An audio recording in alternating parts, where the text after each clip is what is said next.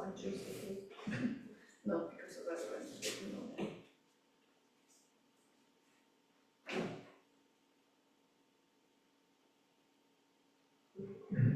No.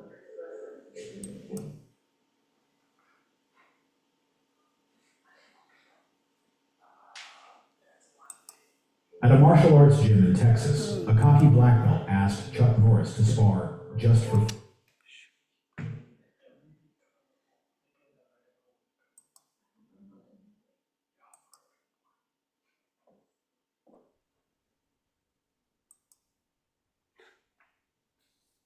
Sorry, friends, for any interruptions there.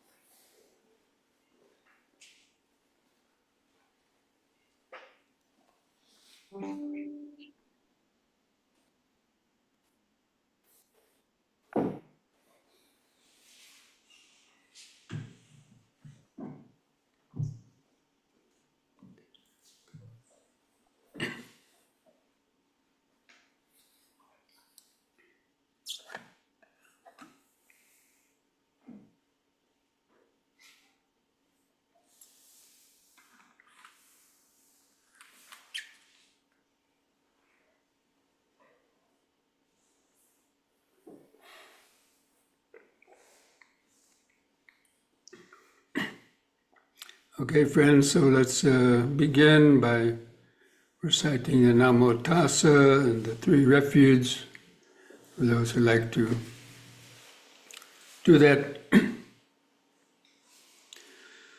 Namo Tassa Bhagavato Arahato Samma Sambuddhassa. Namo Tassa Bhagavato Arahato Samma Sambuddhassa. Namo Tassa Bhagavato Arahato Samma Sambuddhassa. Buddhang saranang gacchami, Dhammang saranang gacchami, Sanghang saranang gacchami, Dutiyampi Buddhang saranang gacchami, Dutiyampi Dhammang saranang gacchami, Dutiyampi Sanghang saranang gacchami, Tatiyampi Buddhang saranang gacchami, Tatiyampi Dhammang saranang gacchami, Tatiyampi Sanghang saranang gacchami.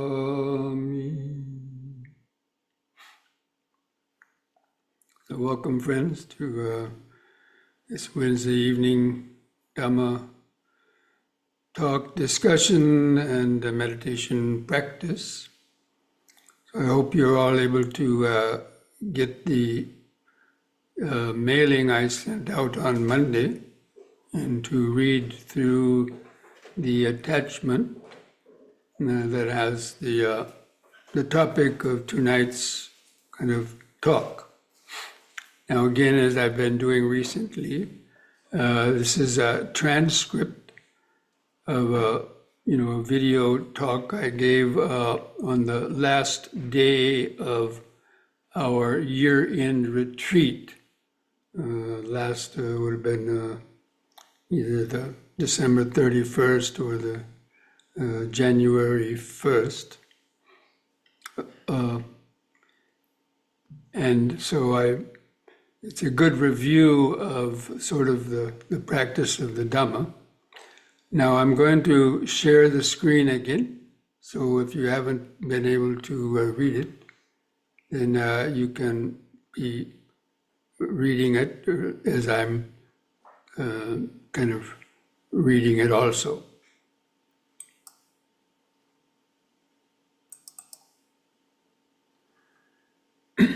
Okay, again, this is, I was giving this talk to a group of people during the retreat. And so I'm saying, okay, friends, this is the last full day of the retreat. So far, we've been talking mostly about the psychology of the mind and how our mind creates its suffering, a web of suffering, through its wrong understanding and accumulated wrong habits, thoughts, and actions according to karma. And basically talking mostly about the meditation practice.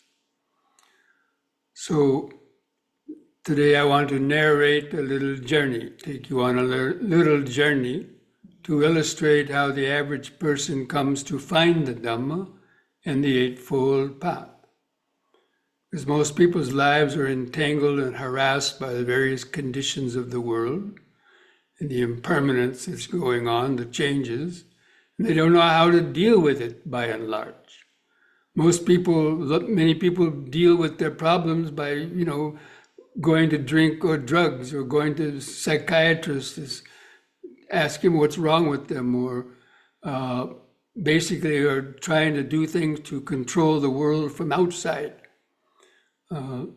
So this story is based on a teaching of the Buddha called the simile of the raft. So you ready to take a stroll? Okay. So let's say there's this person who wants to just go out in the countryside and enjoy the day on a nice summer day, minding their own business. And so he drives out to the trailhead and starts to take a walk out through the fields. And then as this person is walking along, all of a sudden there's a big earthquake. The ground starts rumbling, cracks open up in the ground. The person gets scared, and they start to run this way and that way, kind of jumping over the cracks, and it's really terrifying. But eventually the earthquake subsides, and they avoid falling into any crevasses. And then the person kind of wipes their brow, going, whew, thinking that danger is over. And then the person continues walking. And then shortly after that, there's a tsunami, a big flood. Earthquakes produce tsunamis. And the person gets terrified. The waves are starting to come, so they run and able to reach a higher ground and escape being affected by the flooding water. So again, the person wipes the brow and starts the walking again. And after some time, there's a big tornado, which is uprooting trees. A lot of debris is flying about. So they run and to take cover. And finally, that tornado passes off. And again, he wipes the brow, and he's starting to wonder what the heck is going on. And then they start to go through a forest, and then a big forest fire erupts. And the trees are burning, and so the person panics and finds a way to run around it or get through it without getting burned, maybe a little smoke inhalation. Now the person's really wondering what is going to happen next. But anyway, the person starts walking again. And then 5 bandits jump out from behind some big rocks and start chasing the person with an upraised sword to rob or kill them. The person gets scared and starts running to get away from those robbers, the dangers. And he sees a village, And he's thinking, oh, I can get some help in the village from these robbers, or go to the police station, some other people, go into somebody's house. So the person goes into the village and knocks on all the doors, but nobody's home. The police station is empty. Sheriff's gone. And the person is looking around, and then he sees a ghost. Ah! And that scares him. So he runs out of the village. And he runs down to the river bank. And he sees a nice flowing river. And on the other side of the river bank, he sees how it's very tranquil. The river might be 100 or 200 meters across.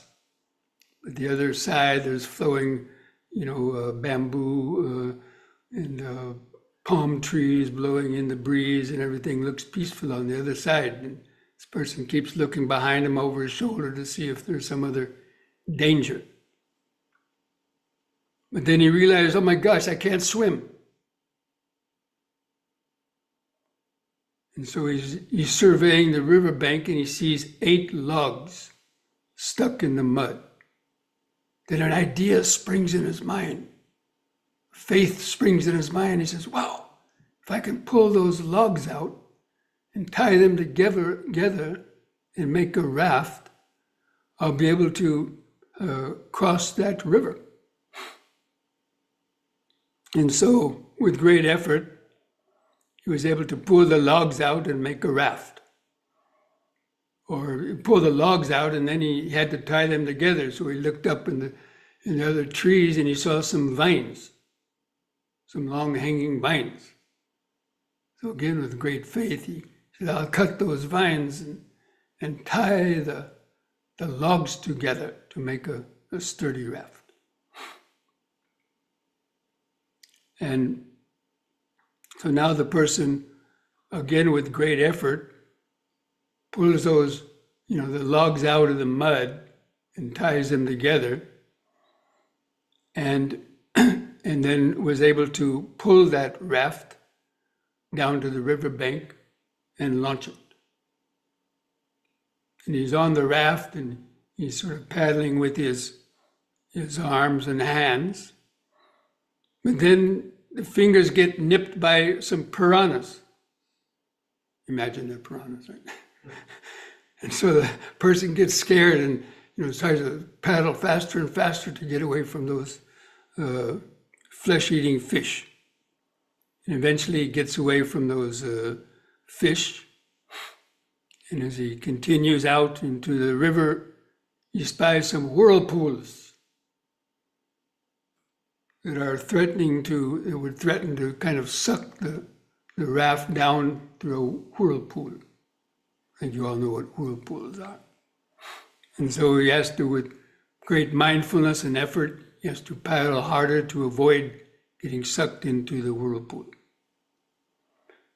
And as he's reaching out into the middle of the river, there's a big sandbar. And he doesn't want to get stuck on the sandbar. He wants to make it to the safety of the further side. So with great effort again, he paddles and is able to bypass the sandbar. And now, as the person is getting near to the other bank, he sees a lot of submerged branches and trees along the riverbank, from previous floods. And he's trying to find a place where he'd be able to make it through those obstructions near the shore so he can park the raft and get off. And so with mindfulness, he surveys, and finally he sees a spot where he thinks the raft can get through without getting stuck on those submerged branches. And so he finally beaches the raft and stepped off of it onto the firm land. And it's very peaceful with coconut trees, papaya trees, mango trees laden with ripe fruit. There's birds and parrots singing. in the trees, and everything sounds very peaceful. And then this person, our hero, enjoys the fruits, picks some fruits and enjoys those fruits. But then he wants to go and take a walk. Then he thinks, oh, should I carry this raft on top of my head? It'd probably be very heavy and difficult. So he says, no, let me leave it here. And maybe somebody else can use it. And so the person strolls along free from dangers, picking more fruit as he goes. And then there's a little hill, and he climbs up on top of the hill. And there's a 360-degree panorama of the whole countryside. And then our hero then builds a little thatched hut and lives happily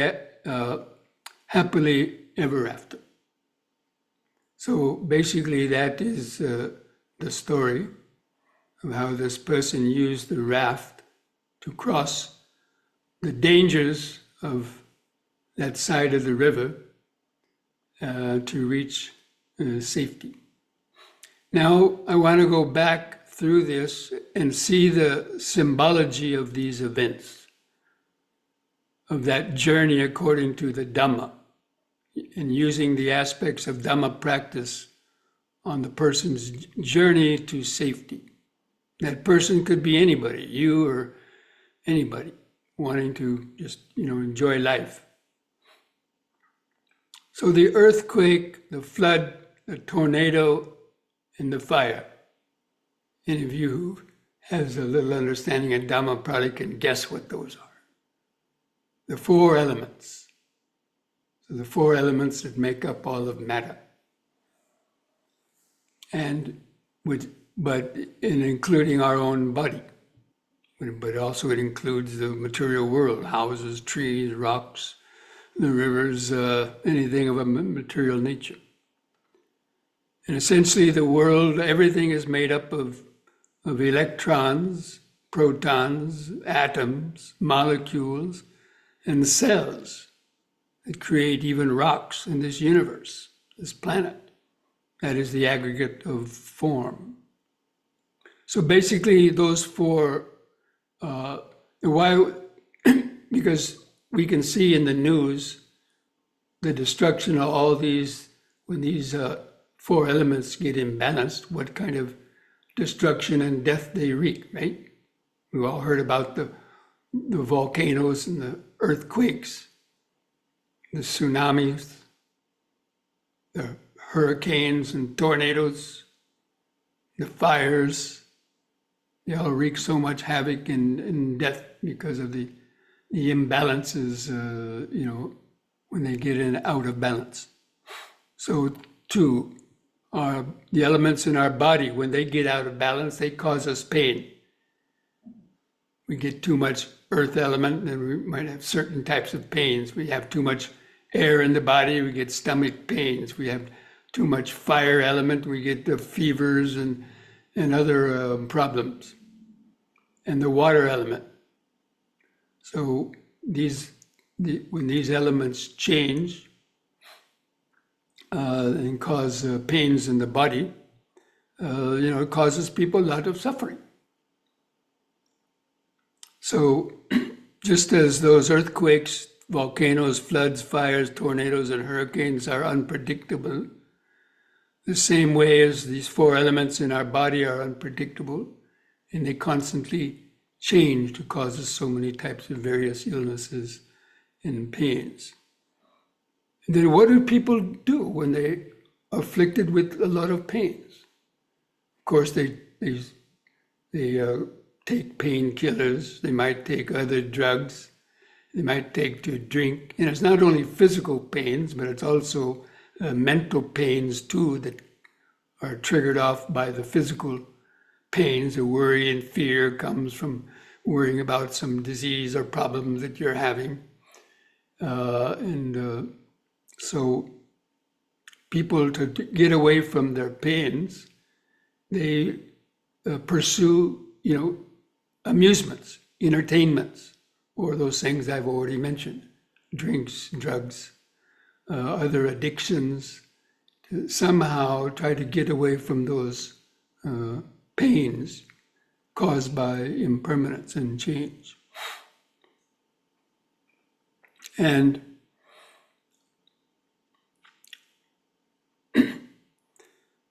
then the five robbers. So the five robbers represent the five aggregates, because they're also trying to rob us of our health, of our happiness. Of course, one of them we already just talked about, which is the material aggregate. But then the feeling aggregates, all these material aggregates are either producing painful feelings or pleasant feelings, but it's the painful ones that people mostly react to and take a lot of negative reactions to get away from their pain. So, but even pleasurable feelings can also cause people to become addicted to pleasurable feeling, which then can cause them their own types of pains. So these five aggregates are changing: the sensations, the feelings, and the perceptions. The perceptions, the way our mind interprets things, the way it labels and identifies objects or creates seemingly real objects out of just mental vibrations or these physical vibrations. And then our reactions to those, all of our thoughts, emotions, habits, reactions of the body, reactions of the mind, fall under the sankhara khanda. And even our consciousness can change. Get hit in the head and you can be unconscious. Or you might have amnesia and lose your consciousness to be able to recognize things. And of course, consciousness leaves the body at death. But anyway, even our consciousness is constantly changing. So it's like the person understands that they can't control anything. They can't say, if you owned your body, you should be able to say, body, don't get sick. I mean, that's the meaning of ownership. You own something. You can control it. But can you tell your body not to get sick?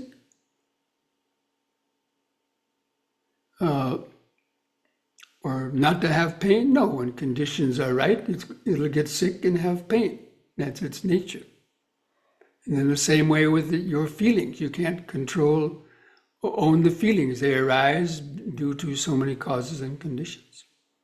So all these five aggregates basically are constantly changing because those materials, atoms and electrons, protons, atoms, molecules, and cells are constantly in a change of flux, and it's those which affect our perceptions, our sensations, feelings, and trigger off our mental reactions.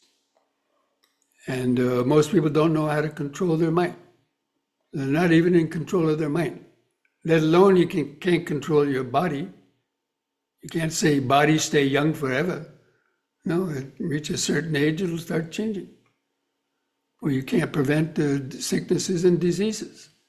Even though you become a food fanatic, trying all kind of diets, being a vegetarian, being something else, trying all kind of vitamins, people still get diseases, even people that do that. Even the greatest yogis maybe get cancer, die from different things. So none of those things is a guarantee against the changing nature of the aggregates. So again, to get away from the pain of that, the person runs into the village. He goes to the theater. Theater is closed, can't see a movie. Goes to the markets to get some good food to eat, can't get any food.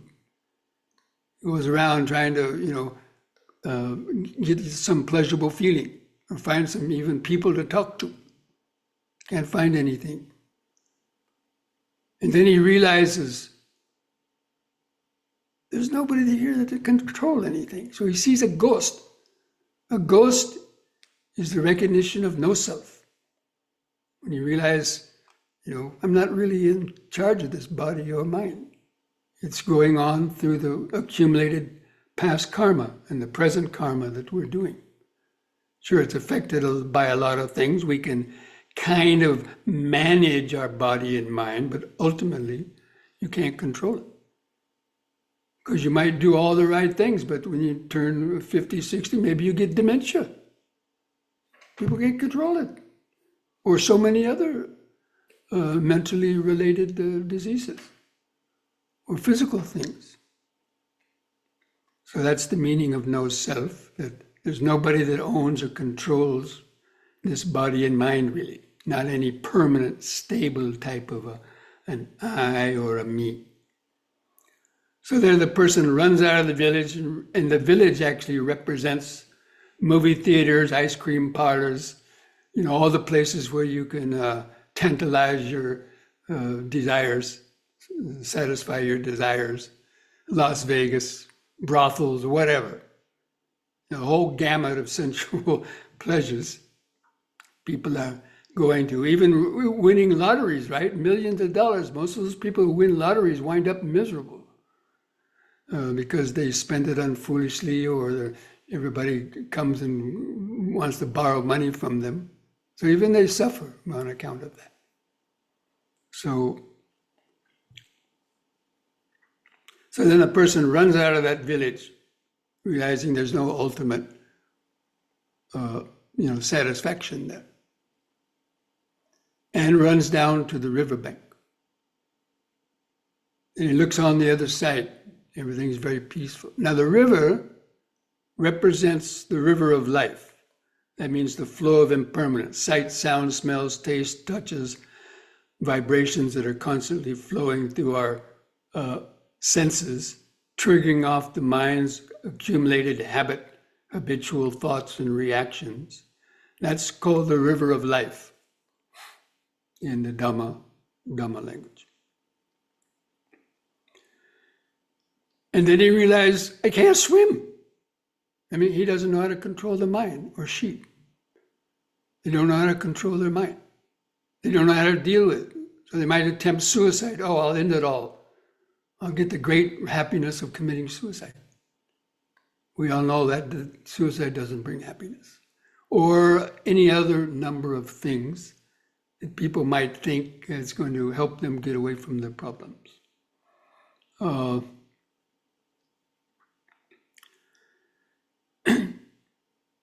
And that's why when he sees the logs stuck in the mud,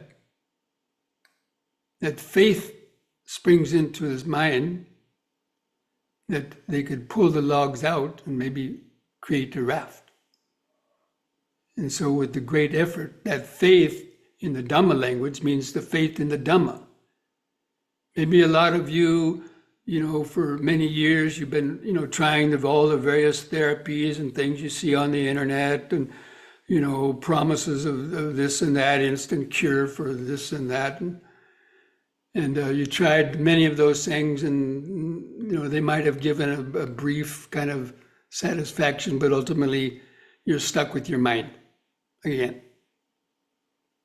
And then you spy what the Buddha taught on your friend's coffee table when you went over to visit. Oh, what's this? So you read about the Four Noble Truths, about meditation, about Nibbana. So it gives you faith. They can actually do something for myself. I don't have to wait for a savior, some imagined savior that's going to come by on a magic carpet and take me to heaven, or whatever else you might imagine. So that faith, from reading the Dhamma, we have all the tools, the knowledge and wisdom that the Buddha had within us already. And so that faith springs up. And then that gives you the energy, the right effort to start practicing. And so the 8 logs represent the Noble Eightfold Path. I think you all know what that is. I'm not going to go through and explain them now. And then the vine symbolizes the clear comprehension and and the wisdom that knows how to tie those logs together and how to make them support each other as the raft, goes through across the river. So that means understanding how to use the teachings wisely, starting with right understanding and right thought, and following precepts and so on. But then the person starts paddling with the effort, and then he gets bit by the piranhas. So what are the piranhas? Well, in the Dhamma story, the piranhas are like the latent sensual desires that try to derail us from practicing the Dhamma. When a lot of us, we start practicing the Dhamma, and you say, oh, I have to give up this, and you give up that, and you try, but those old temptations are always there under the surface. And a friend comes by and says, come on, you've been on the wagon for a month, let's go have a beer. One beer is not going to hurt, and you kind of, give in, and you go, and before you know it, you're a drunk again, or whatever. So many different types of addictions and so on. So that's a temptation. So the piranhas or sharks are sort of those latent tendencies that are trying to pull us back to our old way of life. And so we have to use a great effort by following precepts, by having spiritual friends, and by increasing our knowledge of the Dhamma, then that gives you the more strength to paddle away from those fish. And then the whirlpools. What do the whirlpools represent? That represents our dark states of mind, like despair, grief, especially things like depression that people want to in their life or something, but those dark states of mind, especially despair and depression and grief that you can't kind of let go of, and it's kind of just sinks your mind into a very closed off state. And so you have to use a lot of effort again, and all these other things that I mentioned to avoid the sharks. We have to use all those tools of the Dhamma and especially the practice of meditation and having spiritual friends, to avoid getting sunk down into those whirlpools of the dark mind. They talk about the dark web these days, right? We have a dark web within our own conscious mind too, which are the latent types of memories and desires that can often come up, when you're trying to, purify them. So, and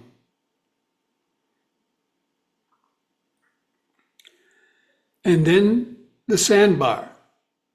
So again, with great mindfulness and effort, the person avoids the whirlpools. And in the middle of the river, there's a sandbar. It might get stuck, the raft might get stuck on. And what does the sandbar represent? It represents the I am conceit, where they're clinging to the sense of self. Like, oh, I'm a good meditator, now I'm getting close, or attachment to wanting to attain jhanas, or attachment to things like that, but basically a pride, seeing how, you're thinking you're a, better meditator, or you're a more holy person than these other people and so on. So people can get stuck on that. It's considered one of the subtle fetters. Even though in gross areas it may not be, manifesting, but on the subtler levels it can be. So anyway, using again furthermore meditation and balancing all those factors of the Eightfold Path, then gradually this person, they avoid the sandbar and then get near the far shore. And then the sunken branches and logs. What do those represent? Those represent actually these things I was just mentioning, the unconscious, latent tendencies of the mind, of pride, also desire to have psychic powers, desire to attain experience of bliss, of jhanas, or so many different subtle fetters that can also keep one from reaching the very highest level of liberation. So, but then again, with mindfulness and effort, they finds a way through those and finally reaches the far bank. Now, the far bank represents the attainment of full enlightenment, sort of the Arahant stage. And the far bank represents that liberation from greed, hatred, and delusion, and liberation from the ego-bound, consciousness. And then enjoying the fruits. So then the person is free and he enjoys those fruits of that mental liberation. And he doesn't need the raft anymore because the raft got him to the far shore. So he doesn't need to carry the raft on his head and, get a sore neck or sore shoulders from carrying a heavy burden on they don't need it anymore. And then the person walks on and climbs up a hill and gets a 360-degree panorama of, seeing back where he came from, seeing where he is now in all directions. And he builds himself a little hut and lives out the rest of their life in peace. So that is the basic story, and how we're using the Dhamma as a raft to cross the river of suffering, but not to carry it on our head to make it a problem for us, like wanting to use the Dhamma to gain fame, money, all the famous cars or whatever. Some people do that. We know a lot of gurus or yogis who've been tempted and lost their way by coming to this country and getting infatuated with all the things, and because they hadn't reached the highest level yet, and they got defeated by that. So anyway, friends, so that is the story of the Dhamma, using the Dhamma as a raft.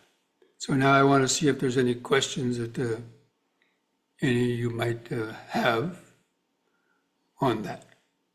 So you can, I don't know if doesn't look like there's anything in the chat box, but you can raise the golden hand if you know how. You could just unmute your mic, and ask a question if you like. I'm Hi, gonna Bhante. actually stop the sharing and go back to the main screen. Okay. Hi, Bhante. Long time missing your lectures, your Dharma talks. So glad to be back.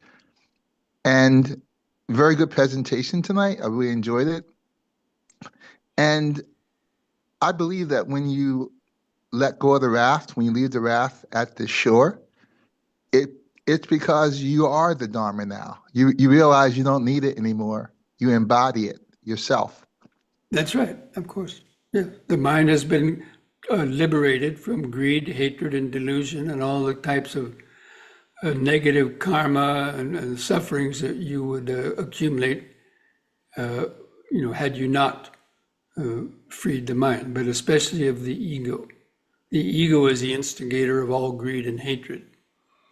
So and that's the hallmark. Even greed and hatred are eliminated at the second and third stages of enlightenment, but not the mana, not the conceit and pride. That's one of those higher fetters that I mentioned, the submerged logs and so on. is that subtle spiritual pride, even though you might not have overt greed and anger in your mind, or it's the greed for those subtle states, like even the greed to just hang out with like that girl who was going around in circles like that because it was very pleasant and she was addicted to this pleasant feeling in meditation of going around in circles, and it didn't lead her anywhere. Or getting wrapped up in the bright light that might come into your mind, or the idea that you can read somebody's mind and you get pride on that, and wanting to have psychic power. So these kind of subtle desires, these are called the higher fetters, and those are only eliminated at the highest arhat stage. One additional comment question. In one of your presentations, you said, or someone asked you, what is beyond consciousness? Awareness, nibbana dhatu. Nibbana with the aggregates remaining. That's the way the Buddha defined it. Because regular consciousness, ego consciousness, is the vijnana, which is one of the 5 aggregates. Now the arhat has destroyed all the 5 aggregates. That means the ego consciousness, but it doesn't mean your mind is a blank state. You have awareness, but it doesn't have any greed, hatred, and delusion in it. So it's liberated from that. But you still have a body until you live out the rest of your life, the arhat. So they might have pains and so on, but it doesn't cause them suffering like it does to the ordinary person. So Okay. that's the meaning of the arhat doesn't have the ordinary consciousness. Now you can go into a jhana and reach these states of formless consciousness and so on, infinite consciousness, but when you come out, your mind hasn't changed. When you come out, the mind still has the ego. That's the difference between formless jhanas only and reaching the state of the arhat through wisdom. The ego is destroyed. Okay, and so what was the name again? You mentioned it. Well, it's the Buddha just called it the end of suffering, because once you give a name to suffering, people start fighting and arguing over. Understand. God, you call it cosmic consciousness, and people are going to say, well, what God? I don't believe in your God and all this stuff. So the Buddha didn't use any of those terms. He called it the end of suffering. I mean, how beautiful is that? What more do It's you very want? beautiful. He wasn't trying to posit some absolute infinite reality. That wasn't his point. The whole point of the Buddhist teaching was to overcome suffering. And that's why there's a beautiful lecture that the Buddha was giving to all these monks in the forest in the autumn. Now we have our autumn and the leaves are all fallen down from the tree. So the Buddha picked up these handful of leaves and asked the monks, what are more in number, the leaves in my hand or the leaves in all the forest laying on the ground? And the monk said, naturally, the leaves in the hand are not much compared to all the leaves in the forest. He said, well, the leaves in my hand are like what I've taught you in the Dhamma, the path to overcoming suffering. That's enough. Don't worry about all these other leaves on the ground. Cosmic consciousness or whatever you want to, all these different terms that different religions spout and preach, or whatever philosophies. Don't be concerned with that. All you need are these leaves of the Eightfold Path. Follow that to reach the end of suffering. So that's a very beautiful, very famous and beautiful statement of the Buddha on that accord. Thank you so much, Bhante. You're welcome.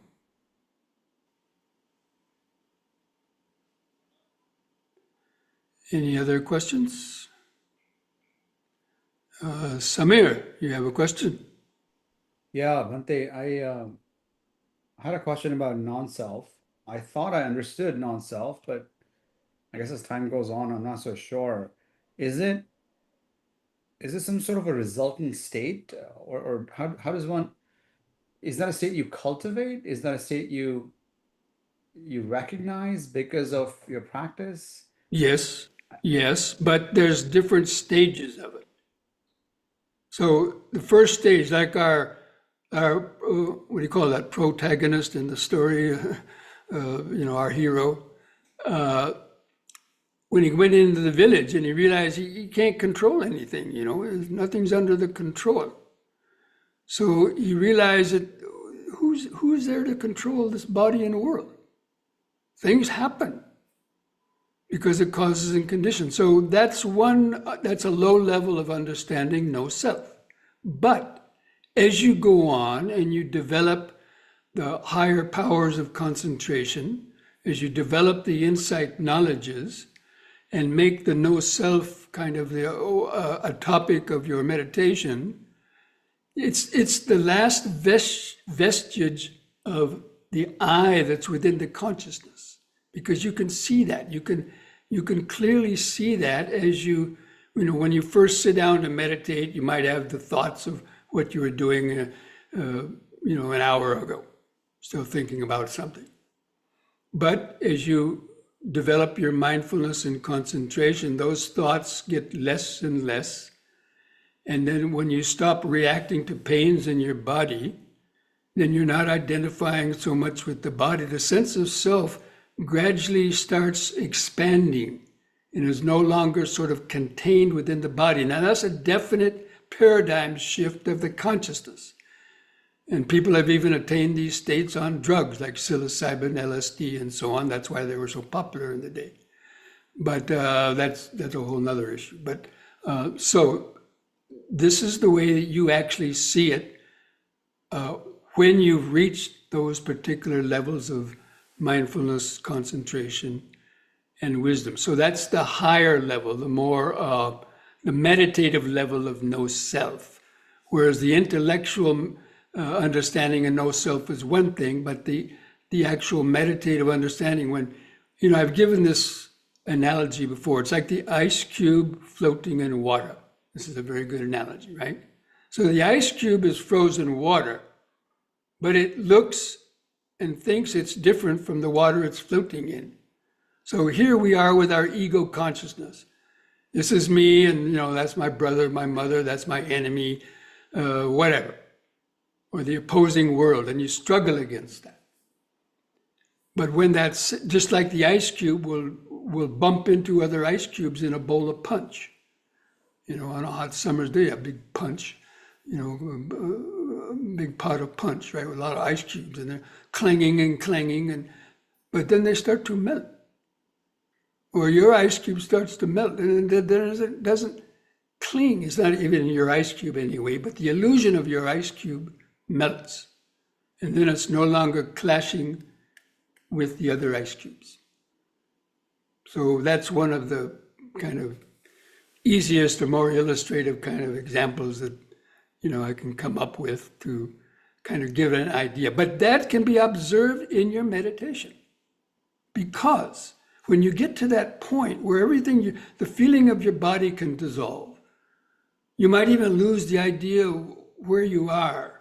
But the subtle feeling of, I'm getting close now. I think I'm gonna be a Sotapanna now, or this clinging to that little sense of self is still there. So that you have to focus on that and even let go of that. That's that higher fetter of the subtle mana. And it's very subtle, so it's hard to see.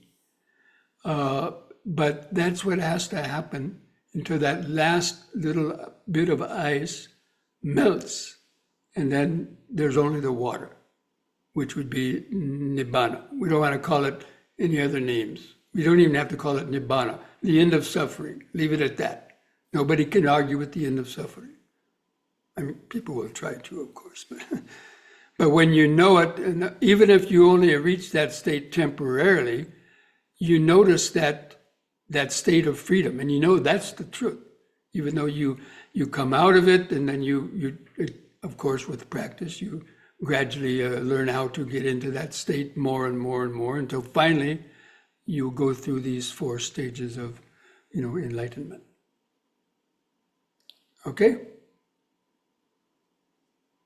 Again, it's only through the practice of meditation when you actually see how the sense of self, it gets very strong when you're worrying about stuff. But when you're in that state of meditation, the last thing in the world that come to your mind when you're in a deep state of, the first or second or third jhana is to go get a drink, because you're already higher than a kite, naturally, you know, or any other thing. But then you get scared. When you get to that point where that sense of self starts to fade away, people freak out because of their clinging to this idea of self, and it jerks them back into the normal thoughts. That's why you have to be aware of that process and not to be afraid of it. When it comes to that point, like the rug is being pulled out from under your feet, don't be afraid of that. But that's what it feels like, or that you feel like you're going to die. But as you go through in a veil of illusion and come out in the air of liberation. Okay? Anyway, it's all things to contemplate. Okay, friends, so I think we'll go ahead and take a few minutes break and come back and see if we can take a little stroll through the forest of our mind, okay? See if we can avoid all those aggregates, pulling at us. Okay, we'll see you back in a few minutes.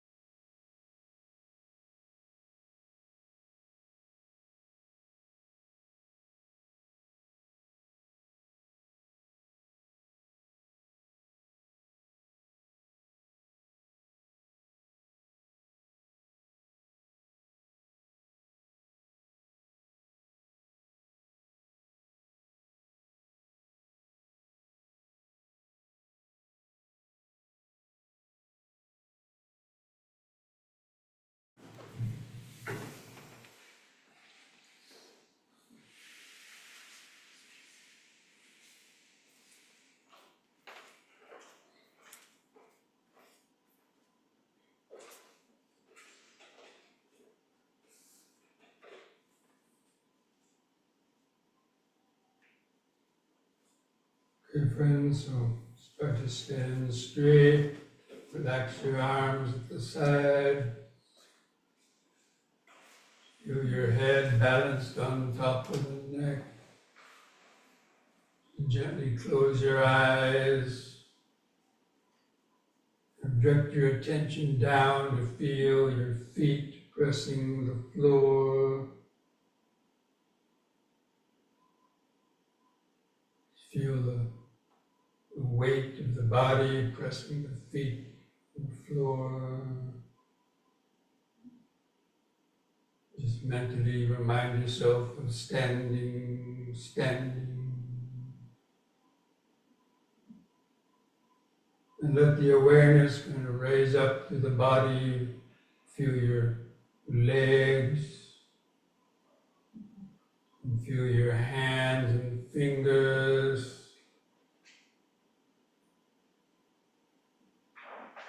Feel the clothing touching your arms and chest.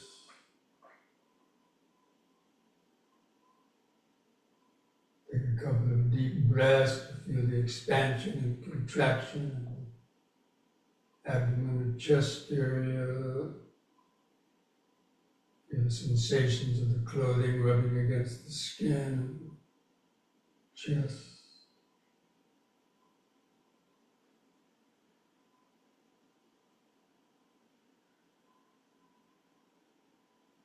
Moving up to feel your head balanced on top of the neck. Keep your chin lifted up level to the floor. From that point on the eyes, or feel your eyes in the sockets. From that point on the eyes, sort of feel the outline of the standing body. Try to hold that outline of the standing body in the mind's eye. And begin some deep, slow breathing. Take 2 or 3 seconds to expand your abdomen, rib cage, and upper chest. Hold the air in the lungs for 2 seconds. And slowly breathe out. Feel the last bit of air go out of the lungs. And the next in breath, take several more deep, slow breaths like that, developing this present moment mindfulness of breathing in, letting go of the past and future. Hold the breath. Breathing out, standing here and now. Breathing in, letting go of the past and future. Hold the breath. Breathing out, standing here and now. Breathing in, feeling the whole body.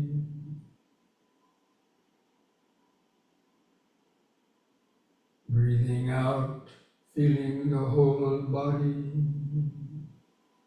Now we're going to combine this breathing with these movements. Do the movement while breathing in, holding the position, while holding in the breath, and returning to the starting point on the out breath, repeating each exercise 3 times. Whole time, keep the mind in the body, feeling the different sensations. So on the next in breath, raise your arms over the head, interlock the fingers, turn the palms up, straighten the arms, stretch upwards, stretch your head back, feel the sensations. Release the fingers on the out breath, arms back to the sides, feel the air going out.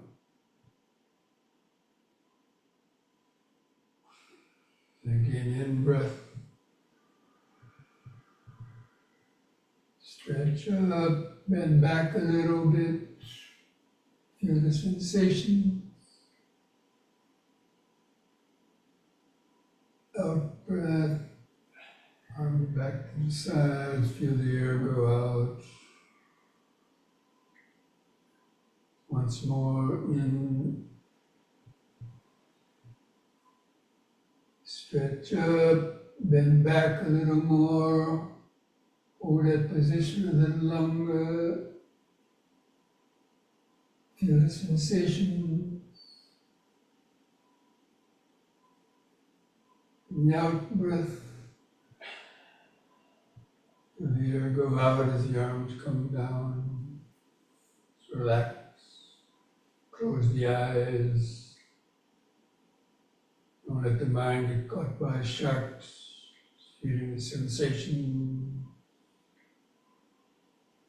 So many different body sensations, clothing touching the outer skin, some aches or pains, pulsations, heart beating, any or all of those sensations help keep the mind centered in the present moment.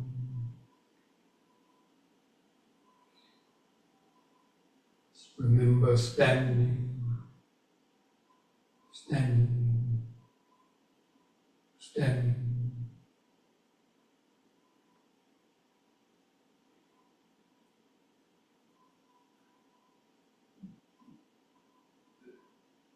Letting go of your thoughts, just let the thoughts come and go in the back of the mind, keeping the sensation body in the front of the awareness.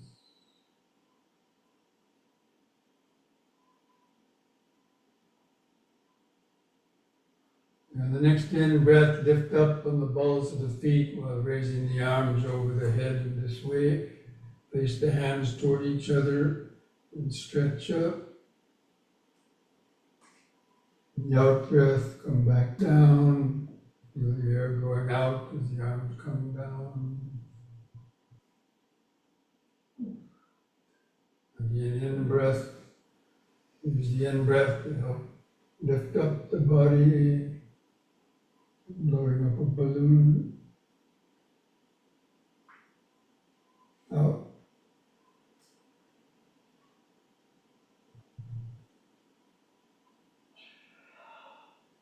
Third time. Stretch.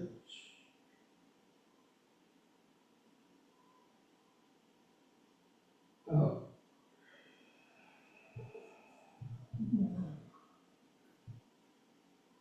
Close the eyes, relax.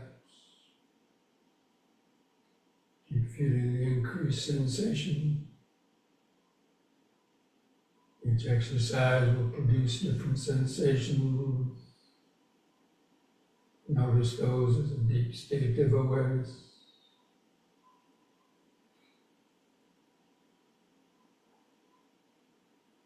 Remember standing, standing, standing.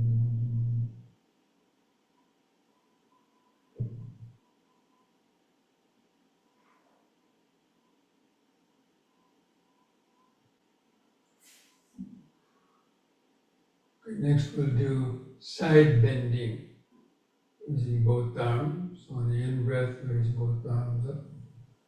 And keep your fingers and arms straight, close to the head. On the out breath, bend over your right side. Keep your arms parallel to each other. In breath, lift up. And the other side, out breath.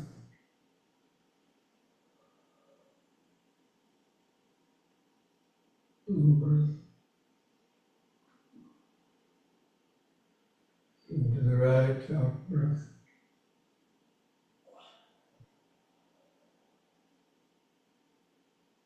In,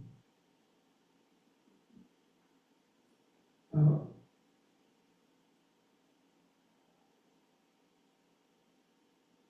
In. Once more to each side.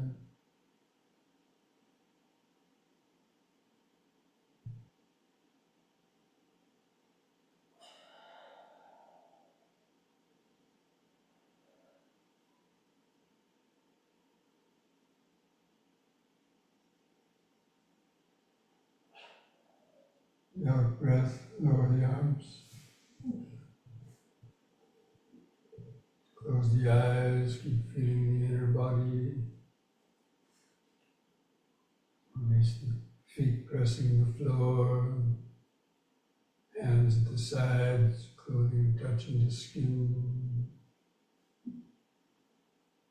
Head balanced on top.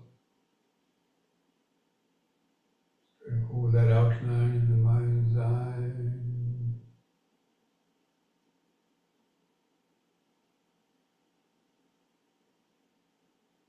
Standing, standing,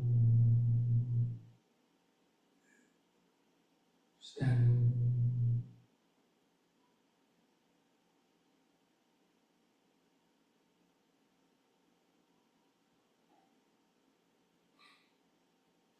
Now spread the legs apart about 3 feet, wider the better.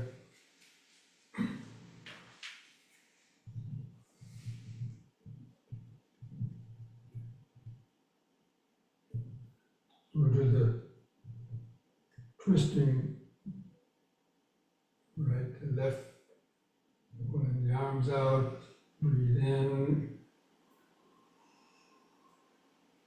The out breath, twist to the right, let your feet turn a little with the body. Keep your eyes focused on the hand going back. In breath, back to the front. Let the feet turn with the body and twist to the left, next outward.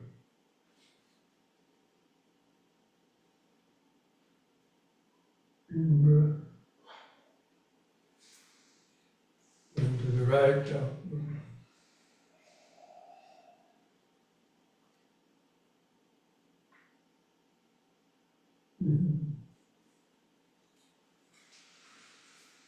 Up.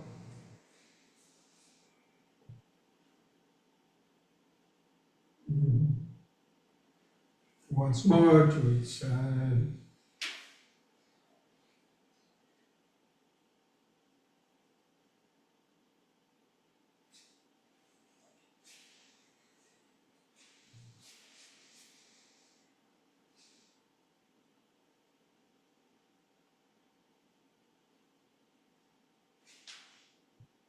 Come back to the front, relax.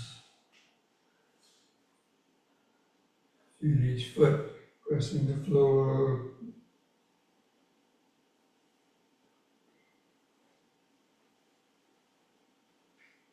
Feel the clothing touching the skin.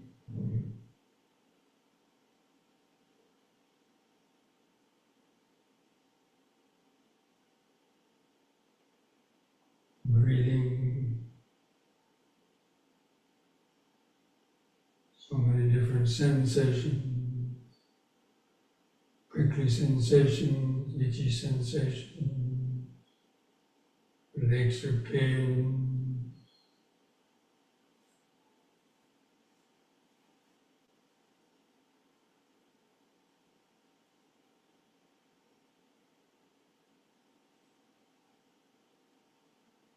All those sensations are basically just the cellular vibrations, molecular cellular vibrations of the earth, of the 4 elements. But if they seem unpleasant or pleasant, then that's the feelings they're producing in the mind.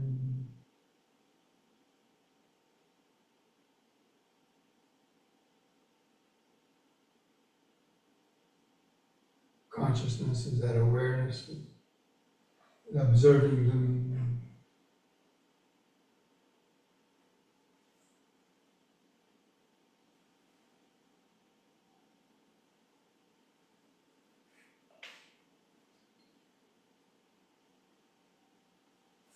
Now place the hands together at the chest. Breathe in, hands over the head. On the out breath, lower the hands to the chest and bend the knees. Lower the torso down, try to keep the upper body upright. In breath, push all the way up.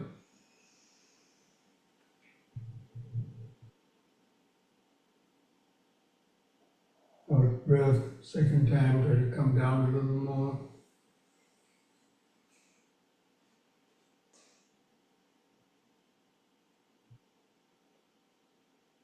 In.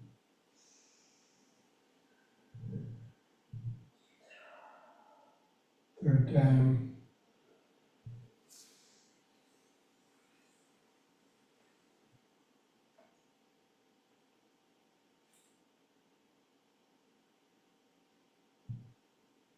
In.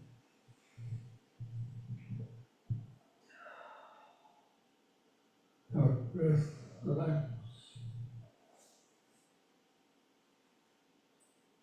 Feel the whole body.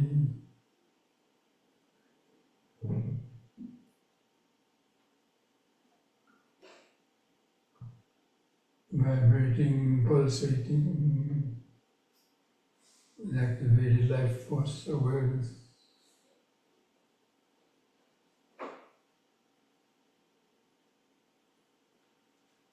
The fact that you can feel these sensations means you already have a deeper state of awareness.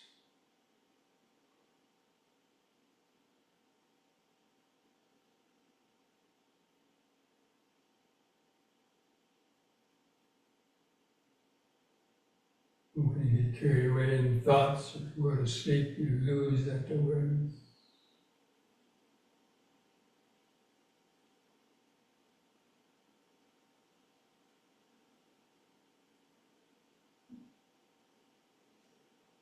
Now we'll do the forward and backward bending. The legs apart, wider the better. Breathe in. On the out breath, bend forward. Keep the head looking out straight ahead. Let the hands come down to the kneecaps. Keep the legs straight, the arms straight, flatten the spine like a tabletop. In breath, lift up. Move the hands around the back under the buttocks for support. And gently bend back on the out breath. Be careful. Look up at the ceiling. In breath, lift up. Again, out breath, bend forward. Let the hands come below your knees. So keep the legs straight, arms straight, keep the head lifted up. Feel the extra stretch in the back of the legs.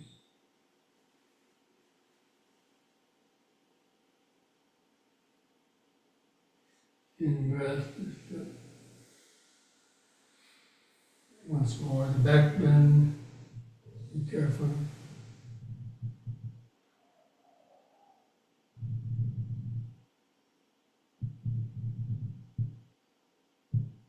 In breath.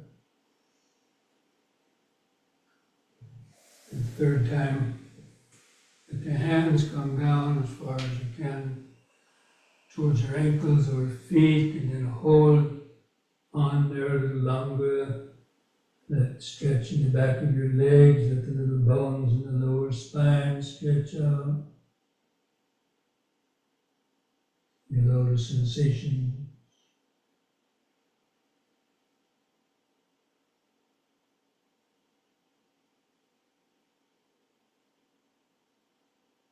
And carefully lift up. And once more, the back bend, and be careful.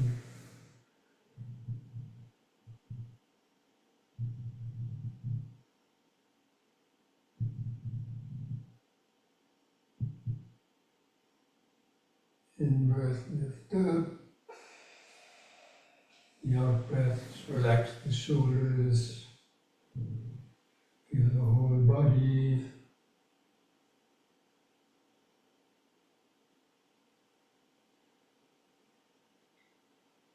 So you feel as though the whole body has been washed and bathed with healing life force awareness. Life force is awareness. It's energy and awareness. together. Awareness, energy, natural life force,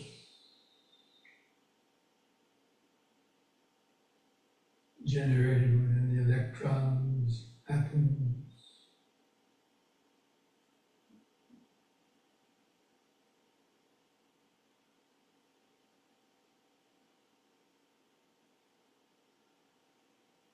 Okay, and bring the legs together. One last simple exercise, turning the head from right to left. On an in-breath, turn the head to the right, and look over your right shoulder. You have a stiff neck, just be careful. On the out-breath, turn all the way back to the left, and look over the left shoulder.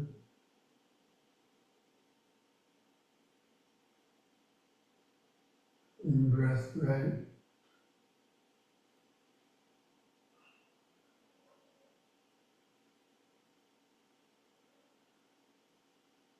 Left.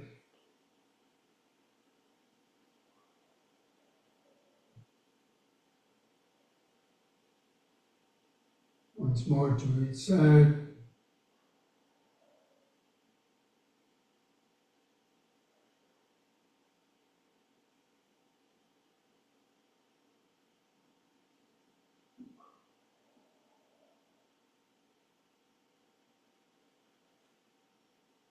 Good.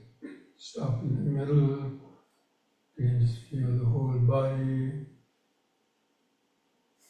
Feel as though you were standing on a vibrating machine, feeling all those vibrations. And soles of the feet up to the top of the head. Present moment, body-centered awareness. The natural awareness.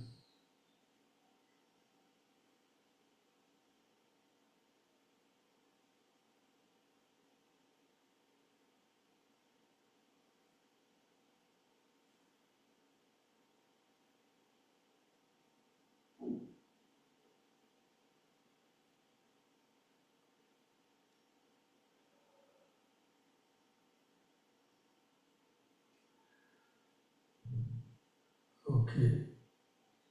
So now let's mindfully come back to our seats. Get ready for the sitting.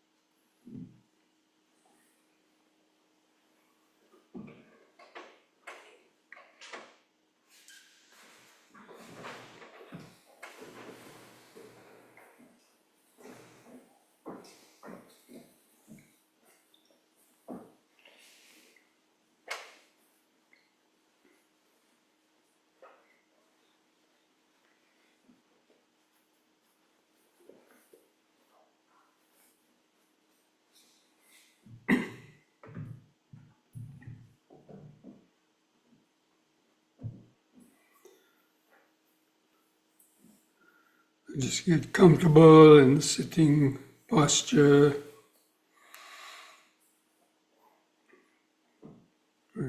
Align your spine and back of your head in a straight line. Feel your head balanced on top.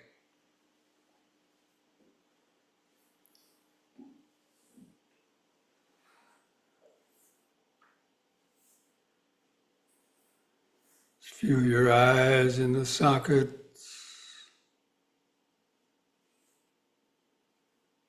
From that point on the eyes, feel the outline of the sitting body, the general sense of the head on top, arms at the sides, clothing touching the skin, buttocks and feet pressing the floor.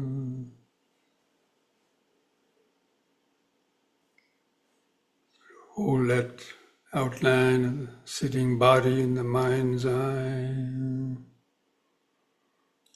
Then begin some deep, slow breathing to feel that more dynamic expanding and contracting in the middle of the body while cultivating this mindfulness of breathing in, letting go of the past and future. Hold the breath a second. Breathing out, sitting here and now. Feel the last bit of air go out. Breathing in, letting go of the past and future.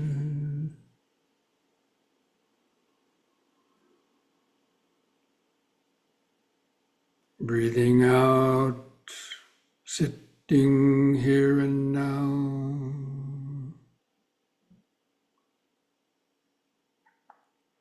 Breathing in, feeling the whole body.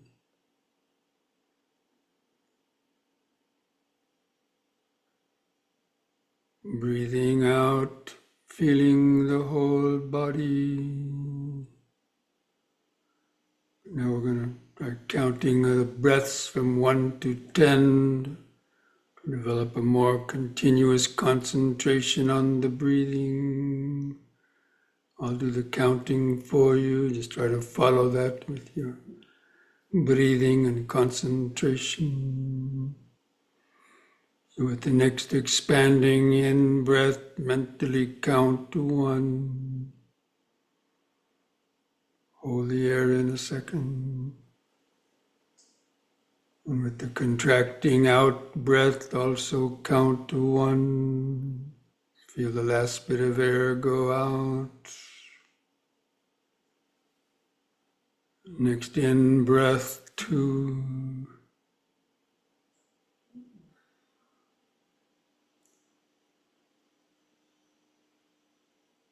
Out breath, 2.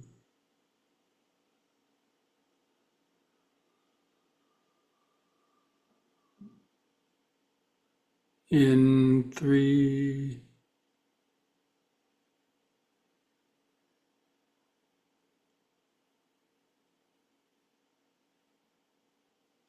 Out 3.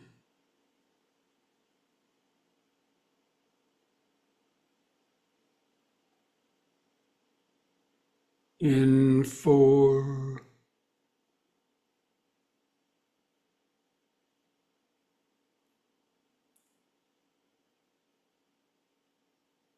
Out 4.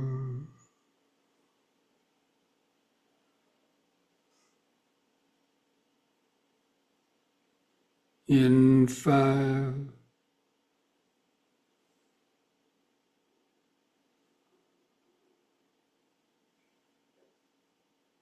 Out 5.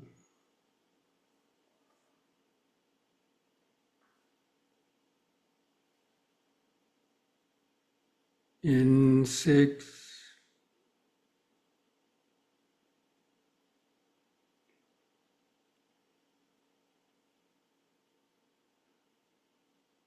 Out 6,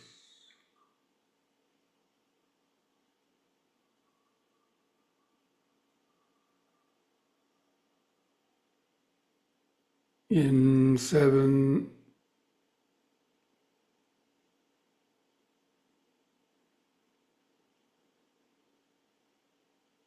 out 7,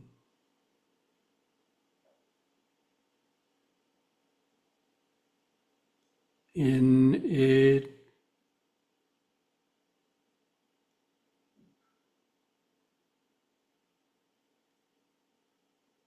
out 8,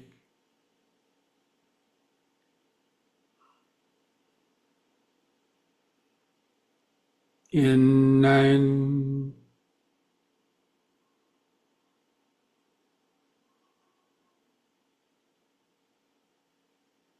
out 9,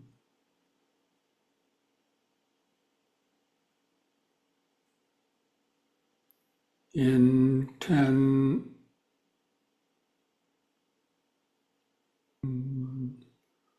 now as the last bit of air goes out of the lungs, no longer try to control the breath. Let there be a little longer pause. Let the breath come back in on its own power without controlling it. Keep your attention fixed in the same spot. To feel the subtler or shorter expanding and contracting sensations. Just try to feel like you're a scientist looking down through a microscope, observing an experiment, sort of watching, feeling, expanding and contracting of the breathing process. Breathing in life-sustaining oxygen. Breathing out the impurities of carbon dioxide, lactic acid.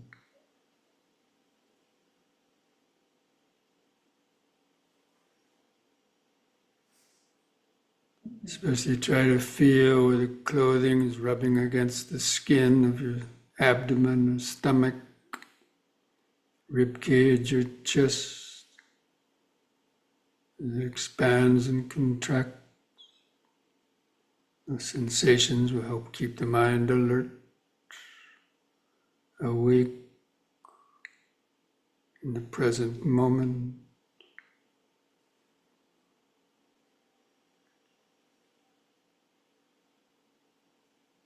And just knowing when the breath is coming in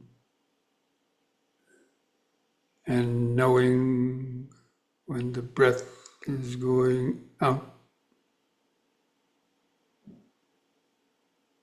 Know it by feeling the sensation.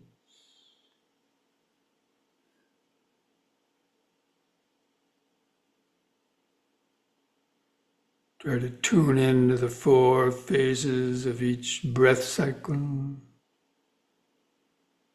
The expanding in breath from beginning to end, and the brief pause. The contracting out breath from beginning to end, and the brief pause.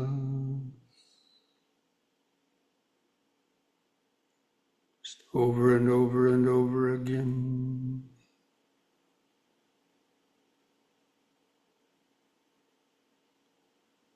Breathing in, letting go of the past and future.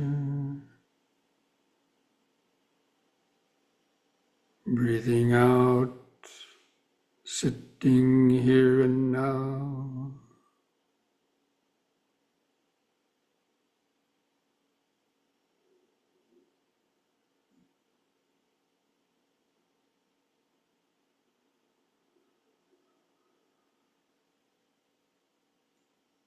And on your own, try counting the breaths again by yourself from 1 to 10 without my prompting. See if you can make it to 10 complete breaths without the mind getting carried away in thoughts or dozing off.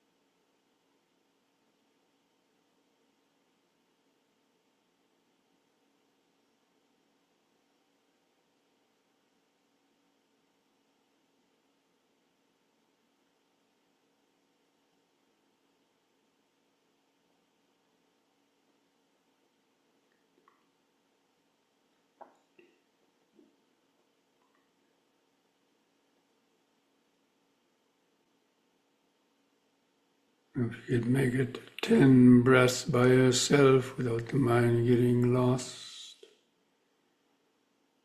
and discontinue any counting. Just maintain the continuous awareness of in, sitting, out, sitting, in, sitting, out, sitting. It's the ongoing, continuous present moment of this body, breath by breath, moment by moment. Just letting your thoughts come and go in the back of the mind. Keeping the outline of the breathing body in the front of the awareness. This breathing is happening within the larger sitting body.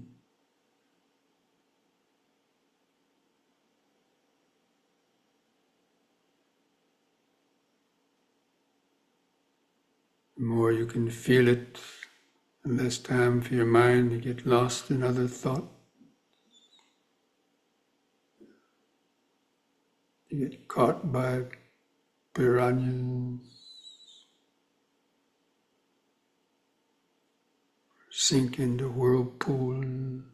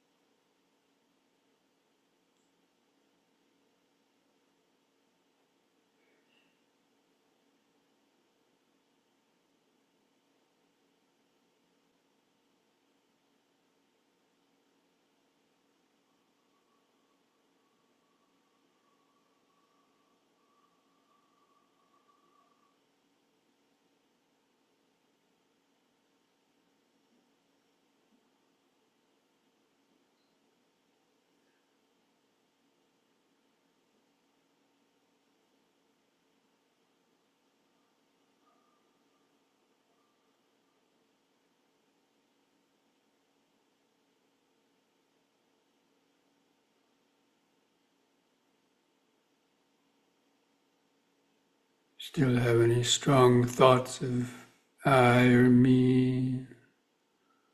Recognize that as a sandbar.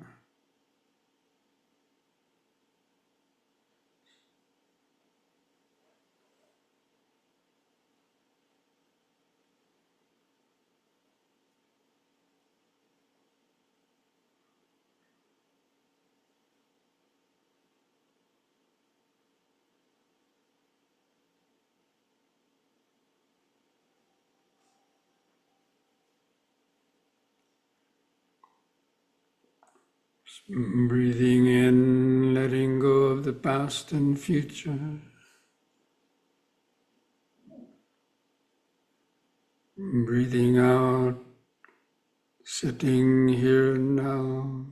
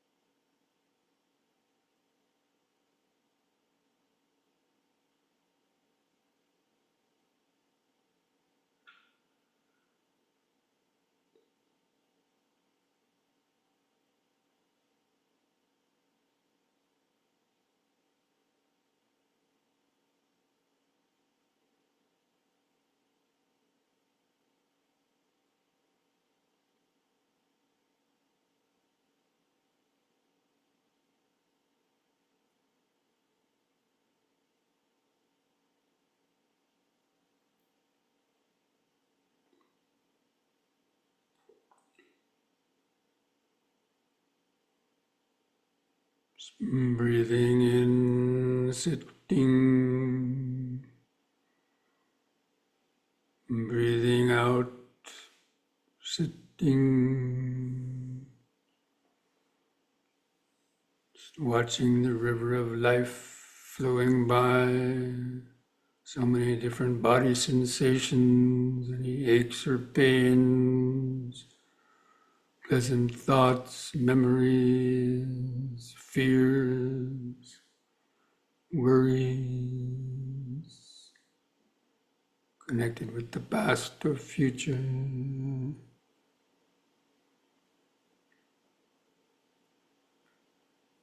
Use that raft of mindfulness and concentration and wisdom. Not let the mind get bitten by sharks, sunk in a whirlpool, stuck on a sandbar of I, me, or mine.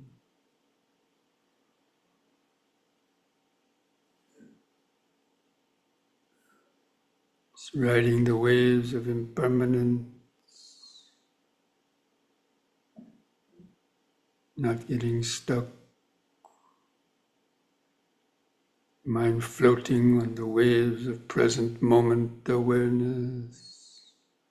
Just breathing in, sitting. Breathing out, sitting.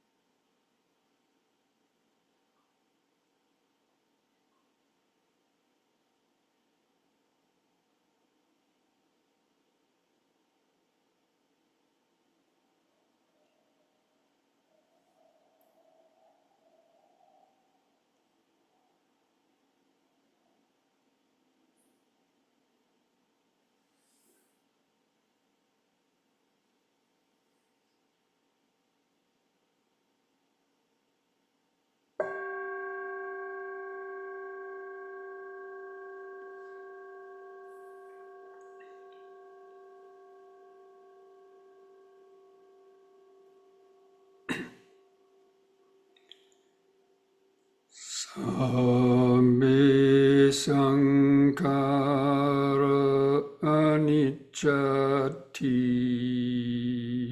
yada panyaya pasati atanibindati dukkhe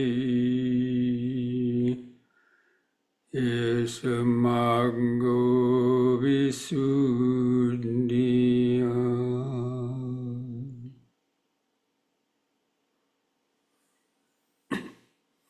All conditioned things, the five aggregates of this body, mind, and world are impermanent, constantly changing beyond our control. When one sees this with the eye of wisdom, one becomes disenchanted with suffering. This is the path to freedom. Thus spoke the Buddha.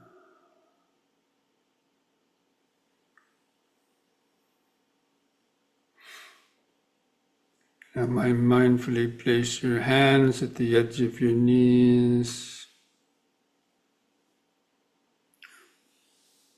Or actually, before that, to come out of the meditation, we'll chant the word sadhu 3 times. Slowly do that chanting on a long out breath. So breathe in.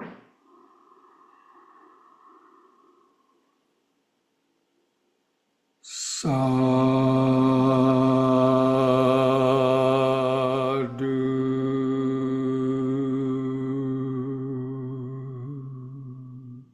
Breathe. Sadhu.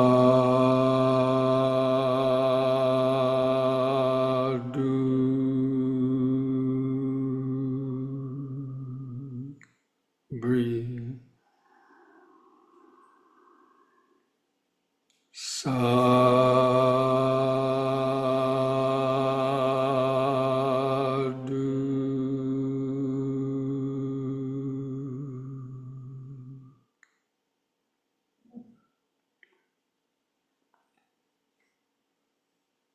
Now place the hands at the edge of the knees. Take one more deep breath. You breathe in, stretch the head back, to pull the hands on the knees to arch the spine.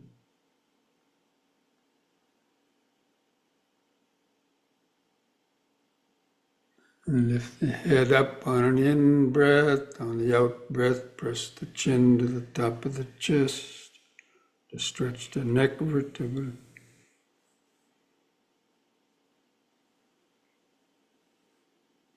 Lift the chin up level on an in-breath and relax on the out-breath. Put a smile on your face.